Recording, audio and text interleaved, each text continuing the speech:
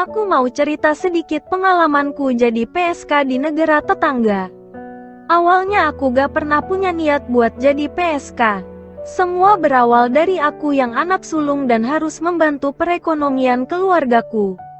Dan ya, aku yang memiliki banyak hutang karena kena investasi bodong dan ngutang banyak buat biayain pacarku. Padahal aku ini mahasiswa berprestasi dari zaman sekolah, bahkan sampai perkuliahan. Tapi orang tuaku gak pernah ngedukung aku buat kuliah karena baginya anak perempuan gak butuh kuliah. Harus kerja buat balas budi. Akhirnya dengan semua permasalahan dan hutang menumpuk di malam itu, aku iseng-iseng lihat lowongan kerja ke negara tetangga di Facebook. Sampai akhirnya aku ketemu satu orang yang nawarin buat kerja cleaning service di negara jiran. Awalnya gak paham sistem pemberangkatannya gimana. Aku hanya manut aja. Kebetulan saat itu aku udah ada paspor, jadi dalam waktu 3 hari aku udah berangkat. Aku terbang dari kampungku ke wilayah Indonesia bagian utara, lalu masuk negara tetangga pakai kapal laut. Singkat cerita, sampai di sana aku ditipu agen itu. Ternyata aku dipekerjakan jadi pembantu rumah tangga.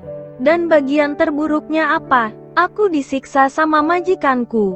Gajiku, HP-ku, gak dikasih. Sampai berapa bulan aku tahan-tahanin. Meskipun badan udah babak belur. Aku minta sama majikanku aku mau HP-ku.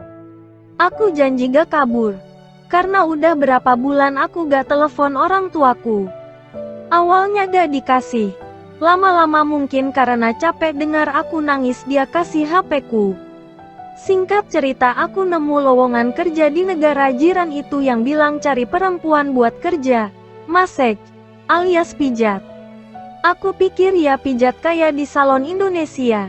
Jadi aku gak pikir banyak. Aku mengiyakan, orang itu pun gak cakap banyak. Dia gak jelasin pijat itu kayak mana. Akhirnya malam aku kabur karena dipesenin Grab sama si agen pijat ini. Sampailah aku di sebuah apartemen yang isinya perempuan yang kerja kayak gitu. Maaf, PSK. Dan saat itu baru dijelasin maksud pijat kayak gimana. Akhirnya mau gak mau, aku pasrah karena majikanku udah tahu kalau aku lari dan dia ancam mau bunuh aku. Akhirnya aku setuju kerja PSK. Padahal waktu itu aku masih pakai gamis sama kerudung. FYI, aku Emam Syari. Akhirnya itu first time aku free hair. Singkat cerita, sampailah aku di salah satu rumah bordil untuk kerja. Awalnya aku gemeter, nangis, gak bisa makan. Gelisah. Aku tiap hari gak nerima sama kondisiku. Selepas jam kerja aku biasa akan mandi dan sholat isya. Aku cuman bisa sholat isya sama subuh. Tapi sisi positifnya aku nemuin teman-teman yang kayak keluarga. Dengan cerita yang beragam tapi hampir semua karena permasalahan keluarga. Singkat cerita, 1 bulan kerja aku udah berhasil lunasin semua hutang piutang dan mutusin cowok toksik itu. Setelah hutang lunas, aku rencana mau berhenti. Tapi agen itu gak kasih aku berhenti. Karena aku PSK yang paling muda dan populer saat itu. Soalnya kata dia, "Lo ya, aku cantik banget di antara semua. Dan muka aku yang paling polos. Maklum dari kampung." Tapi aku ngotot mau berhenti karena capek. Akhirnya aku deal-dealan dengan agen.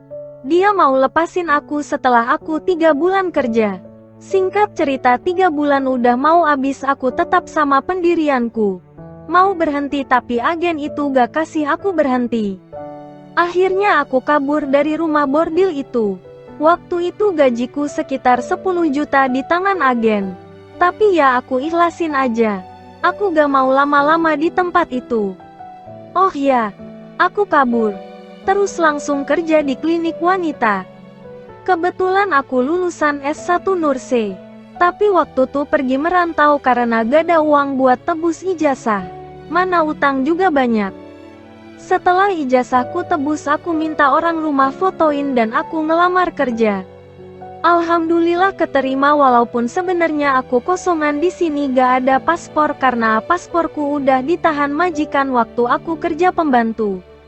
Pas udah diterima di klinik itu aku langsung kabur dari rumah bordil. Waktu pergi wawancara klinik, aku berasalan aku cuti haid supaya bisa keluar dari rumah bordil dan cuti. Oh ya, ada satu orang yang berperan penting juga. Pacarku yang sekarang beda banget sama yang dulu. Dia dulu pelangganku, baru pertama kali ke tempat gituan diajak kawan. Langsung kecantol sama aku. Dia baik banget. Dia support aku dari moral dan material. Bagian terbaiknya dia lembut dan gak pernah ngomong kasar, ngerendahin atau bahas masa lalu aku. Kalau aku minta maaf sama dia karena ngerasa aku kotor, dia pasti nangis dan bilang jangan minta maaf, dan dia malah minta maaf karena terlambat datang katanya. Kalau dia tahu aku akan masuk negaranya, dia pasti akan nungguin aku sebelum aku masuk rumah bordil itu, katanya. Hahaha. BTW aku udah setahun sama dia dan akan nikah tahun ini. And he still same like I first meet him. Jadi begitulah jalan ceritaku yang sempet jadi PSK. Jadi PSK gak seenak itu kok. Ada cerita sedih juga. Apalagi kalau ketemu customer yang kasar. Tapi kalian tahu gak bagian terbaik lainnya apa? Banyak temanku yang dulu kerja PSK di rumah bordil itu ngikutin jejak aku. Mereka berhenti kerja di sana dan mulai start kerja halal.